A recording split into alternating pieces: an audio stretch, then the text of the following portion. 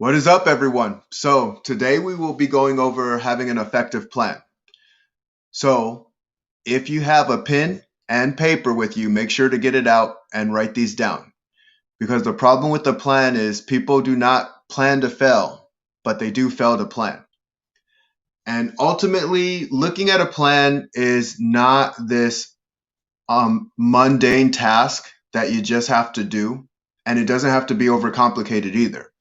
In fact, oftentimes people make a plan way too complicated and not effective enough.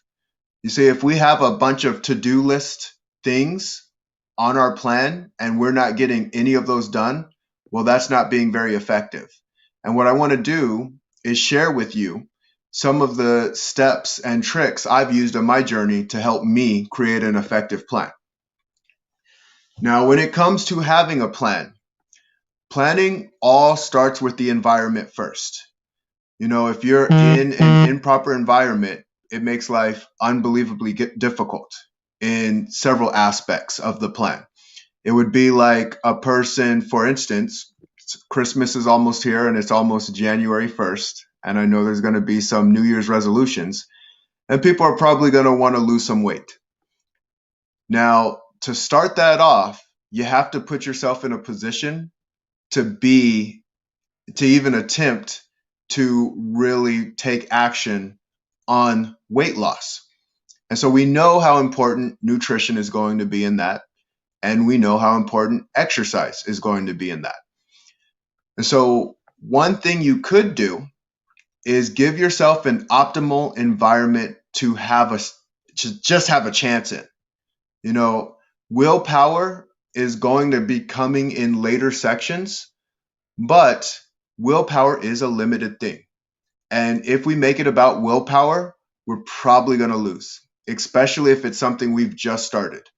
I like saying, I got this from Jim Rohn. Jim Collins, and the book's called From Good to Great. And he talks about momentum plus results equals alignment.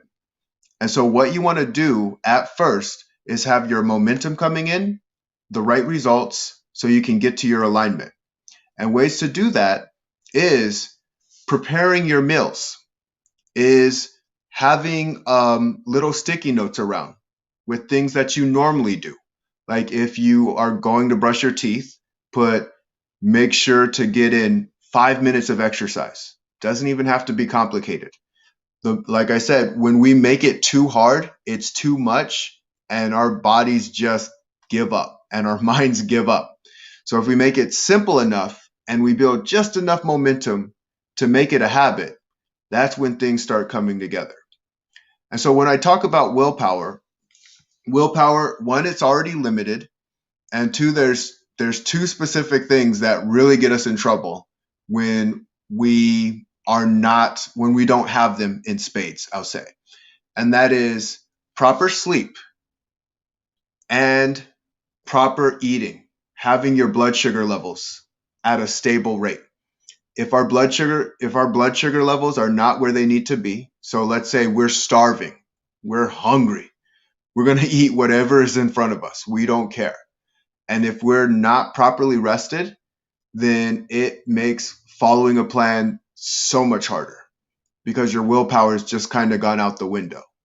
And so make sure you get proper sleep and make sure you're feeding your body consistently and keeping it balanced.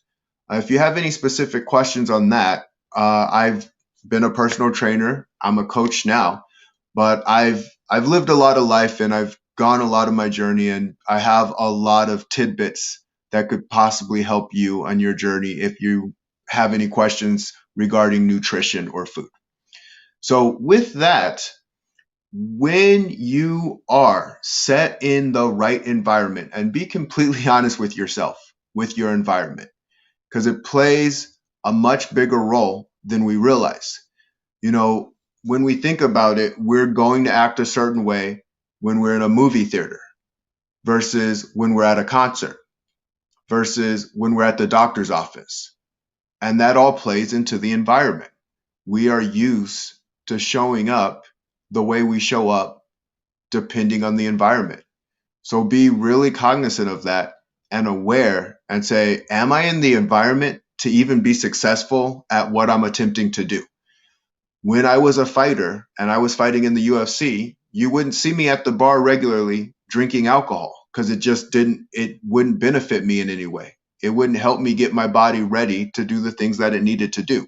I knew that. And so that's why I avoided that particular situation. So are you going to avoid the situations that aren't going to help you get to where you need to go? And so the next piece of having a plan comes down to making it a SMART plan. And it's an acronym where the S stands for make it specific. How specific is your goal? So if I were to say something like, I want to make a lot of money. Okay, well, how much money do you want to make? And how much money is a lot to you? Or I want to lose a lot of weight. Well, how much weight do you want to lose? The more specific you can get to that goal, the easier the process is because it becomes measurable. And that's the M. M for measurable. Make it something that you can measure and say, okay, I want to get to this. So what steps do I have to take to get to that process? We've often heard Rome isn't built in one day. And it's a very true statement. And unfortunately, our mind wish it were not. Our mind wants things and it wants them now. That's the way that it goes. And so when you understand that, you have to, I say, barter with the mind a little bit. As you go through the journey and as you get deeper and deeper into the principles, I'm going to teach you some of the most powerful training techniques that will overcome the mind, because the mind will limit you. It absolutely will. But the mind can also be your very best friend if you learn how to use it. You just can't be a slave to it. So back to the SMART principles. There's the S, the specific, measurable, and then the A is obtainable. Is this something that I can obtain? And that's kind of going back to Rome wasn't built in a day. If I said to myself, I want to lose 20 pounds and I want to lose it by tomorrow. Well, have you ever seen anybody do that? And if the answer is no, then it's probably not obtainable. Now, I am a person who's going to think outside of the box, but obtainable is really be honest with yourself. I guess that's the best way to say it, is be a realist. Don't be asinine. I remember they have the Bannister effect where he ran the mile in less than 4 minutes. And after that, high school kids started running the mile in less than 4 minutes. But with that being said, the Bannister effect was never, well, let me try and run this thing in 30 seconds. Like, that's just out of this world crazy. And so realism is playing outside of the box, but also realizing that there are some limitations in life. And now for the R is it relevant? What relevant means is how important is it to you? If you want to, like, I want to lose 20 pounds. Well, how important is it to lose that 20 pounds? I don't know. I just kind of care. You're not going to lose 20. It's just not going to happen. Like, if it's not important enough, and that's where they say the why behind the why. How relevant is it to you? How important is it to you to get to that thing? So relevance means, do you want it? Like, how much do you want it? And there's a scale of that. You know, the desire. We talk about the desire to have something. And if the desire's not high enough, you're gonna fall off, because there is a process. And the process is you have to change some things. And to make those changes are not always easy at first. They start off a little bit harder. They actually, depending on what you're changing, they can start off dramatically harder. But hard can become easy with practice. But if it's not important to you, if it's not relevant to you, if it's not something that you desire truly, then go back and say, okay, what other things can I add to this to make me desire it more? For instance, we'll go back to the 20 pounds. You're looking to lose 20 pounds. Let's say you have heart problems, you have certain conditions that you're dealing with, and you can use that. Let's say you have kids, you can use that. And you can say, okay, now losing 20 pounds is a lot more relevant to me because I'm finding other pieces that make this thing more important. And the more you practice that piece, the easier this whole process becomes. Oftentimes in life, we do get what we put into life. And it's important that we invest in ourselves and ask ourselves the deep questions to move ourselves past ourselves sometimes. If we just stay in our world and our reality, the pro is we may feel comfortable because we're used to that reality, but the con is, what if there's more? What if you could do better? What if you could have the health that you wanted? And have the health that you wanted because you were willing to ask yourself the right questions to say, you know what? I do want this. Or I don't want to be where I'm at anymore. I want to make the changes that I need to make. And I know I have to sit down with myself and have a real good hard look at who I am and who I want to be. And so the T for the SMART goal is time specific, time based. So if you do not give yourself a time limit, then your goal will be whenever it happens. And that means it's probably never going to happen. If you don't circle a date of where you're looking to go, then you won't get to where you need to go. And so when I look at time specific, I go back to my years fighting. And when we would fight, we had a specific date on when we had to fight. Like we circled the date of that fight. It wasn't a contract that said, fight whenever you feel like you're ready. Because let's be honest, you would never be ready enough. Like you would just never be ready enough. Even a high level athlete who's disciplined would always think, well, I can do more, or I can do better, or I got to try this, or I'm not ready. I got a little tweak in my back. But if you have a date that's circled in and it says, on this day, this is happening, then you're going to put in the work to be the best that you can on that day. Now, goals are quite the same way, and plans are quite the same way. So put down a specific date on when you're going to accomplish this thing you're looking to accomplish, and be ready to take the actions that you need to take. It's called reverse engineering. Once you have your date set and you know, okay, on this day, I'm going to have this. Now you say, okay, what steps do I need to take down the path to get myself to where I need to go? Now, the next piece on creating a goal is making it bite-sized. Make small goals to get your momentum moving forward. And so that could be something as simple as, again, we'll go back to the New Year's resolution. If you're looking to lose weight, what is one thing that you could do different from everything else? Just one thing. It could be something as simple as, I'm not going to drink, maybe you drink Coca-Cola every day. Let's say you drink Coca-Cola every day. You say, I'm only going to drink Coke 3 times a day. Now, why do I give goals like this? This is specifically why. People forget that life is a marathon. Like, oftentimes we want to believe it like it's just one big race. And it's like, it's not one big race, it's one long race. It's a long race. A year is plenty of time to make amazing things happen. But a year is also plenty of time to F things up and never change. And so I'd rather you have a massive change and a massive shift in 1 year than have no change and no shift and just constantly trying things and failing at them for 10 years. And that's the difference. So I'll take someone who doesn't have Coke for 2 days out of the week, or maybe even 3 days out of the week, versus someone who tries to crash it and just say, I'm not drinking any Coke. I'm completely done with Coke.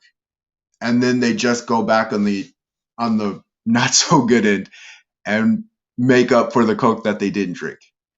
Now, the reverse of that is also true. You see, our mind has amazing power. and it can go both directions. You can also have a desire that is so strong, so empowering that you are just done with being done. Like that's another level of it. So let me talk about this a little bit because I'm really fascinated with the mind of myself. And this is how it works. All right, I'm just gonna give you the basics of the mind. So there's three things, let me see, that really can make a mind shift. And now there's a bunch of other things too, but these are three of the main ones. One is hypnotherapy. Now, hypnotherapy can mean a multitude of things. Even as a personal, when I was training people and training clients, if I'm exercising them, they are in a state of trance. You're going to be in a state of trance.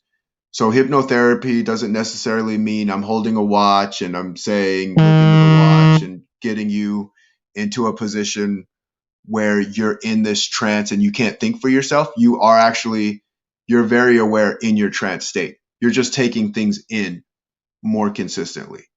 So when you're ready to take things in is when you're in that trance state.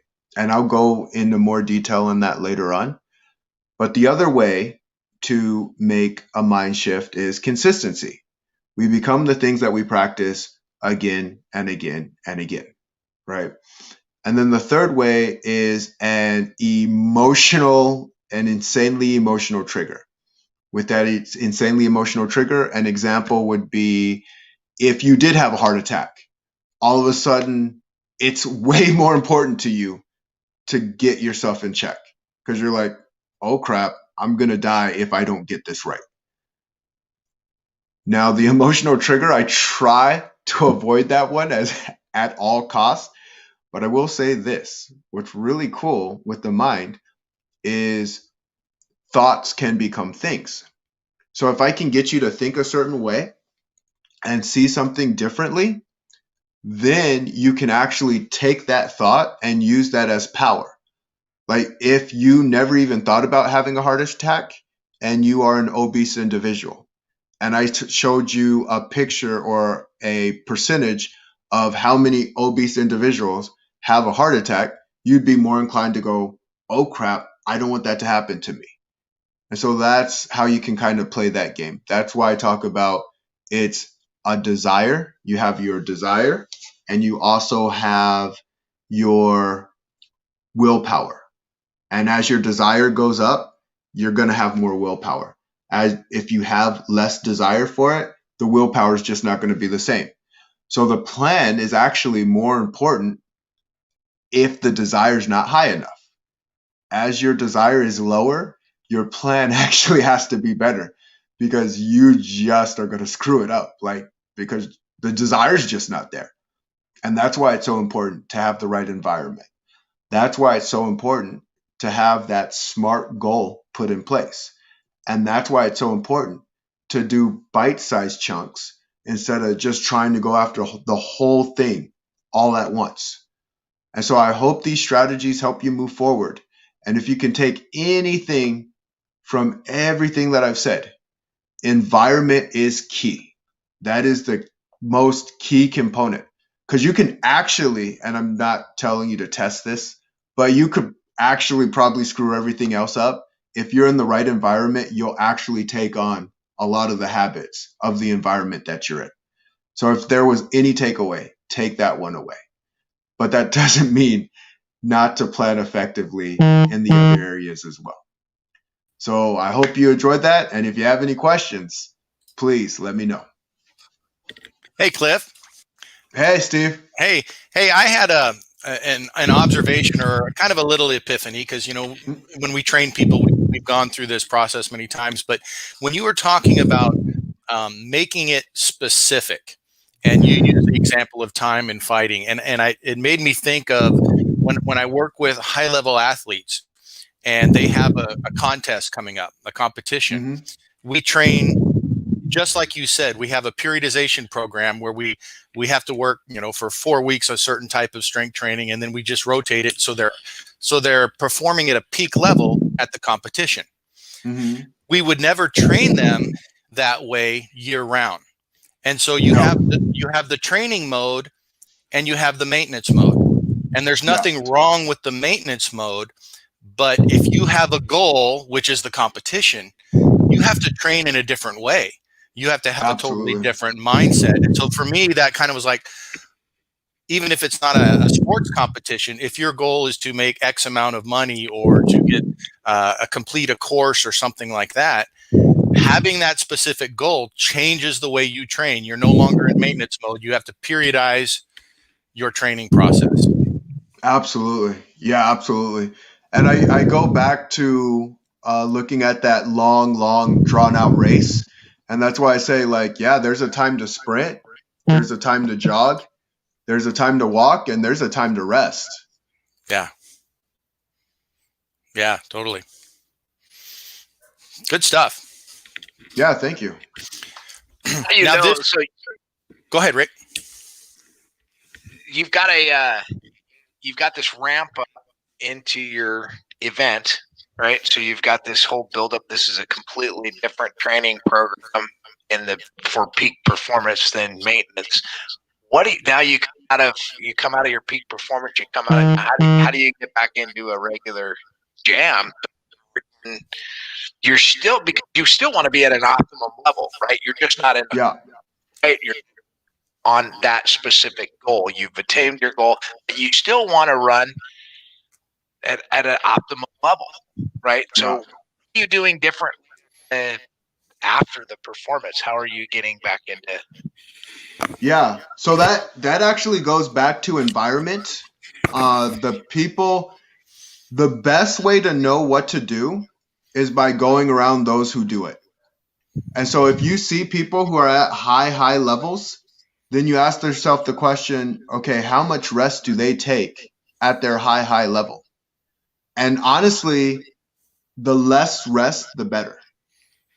Like most people would say, like, oh, take a long time. You earned that. Like, no, again, momentum plus results equals alignment. When you have momentum going, you want to keep that going. So the rest just helps you keep it going. Just a little bit though, because too much rest will leave you stagnant and rusted. And so when you rest, like I might give myself a week at the most, and then I'm back in that gym. I'll never forget, I actually lost a big fight. I lost to Yoel Romero, and I got kneed in the face, and it did not feel good. It sucked, especially losing in front of a crowd of people. It's not fun. But I knew what I needed to do. And my chin hurt. My chin hurt for probably 3 or 4 months. I can't remember exactly how long it was, but it was for a while. I got back in that gym in a week though, because I knew if I would have stopped, if I would have kept licking my wounds, I would have never been the same. And I'm about getting better. I'm about growth. I'm about improvement. And so I got back in there. I started hitting the heavy bag and I got to work. Yeah. It reminds me, I was watching a video the other day, and there was a bunch of these politicians and generals in a room talking about war, and it was General Patton was in the room, and all these guys were talking about, kind of slowing down the advancement. Can you hear me all right? I can. Slowing down the advancement. And then they asked Patton, what do you think? And he's like, no, we're going in because I don't want to pay for the same real estate twice. Right. And it's the same thing. Once you get to a Yeah. certain level and you're preparing for a competition, just because you've competed, you don't go backwards. Yeah. You take your recovery and then you set the next goal and you just keep moving forward. Absolutely. Yeah. So there is no maintenance. There really is. There's no maintenance.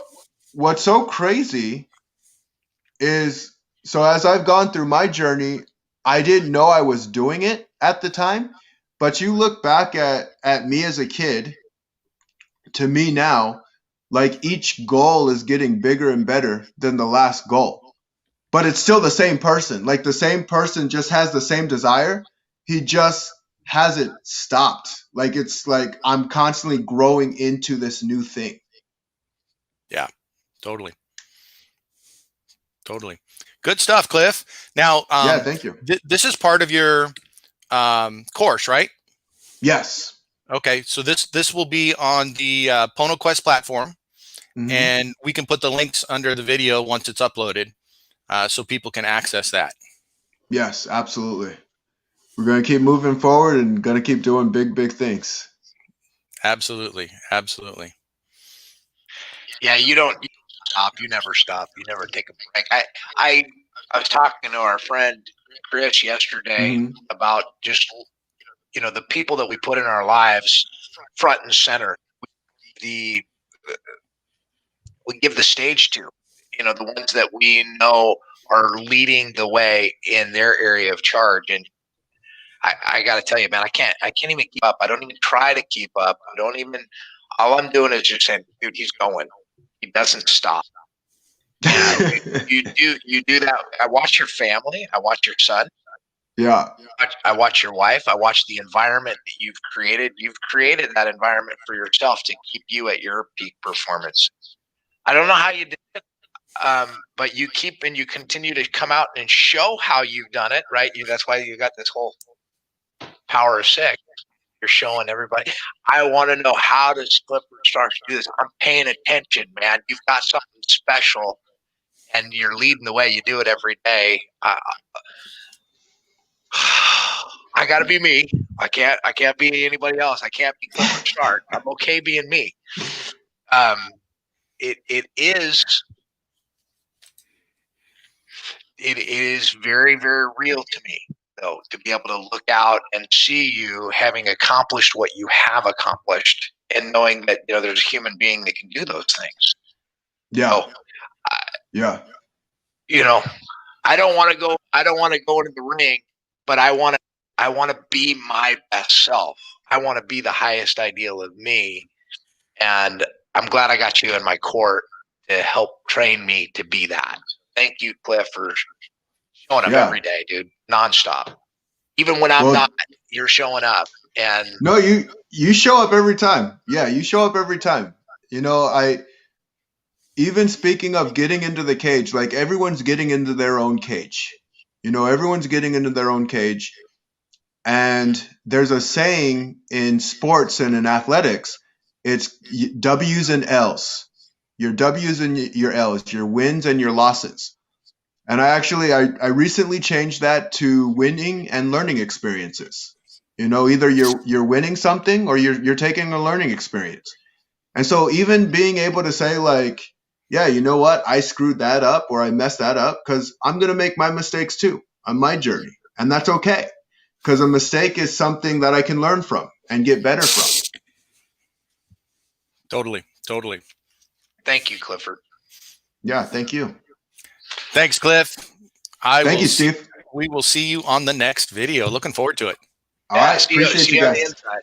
Aloha.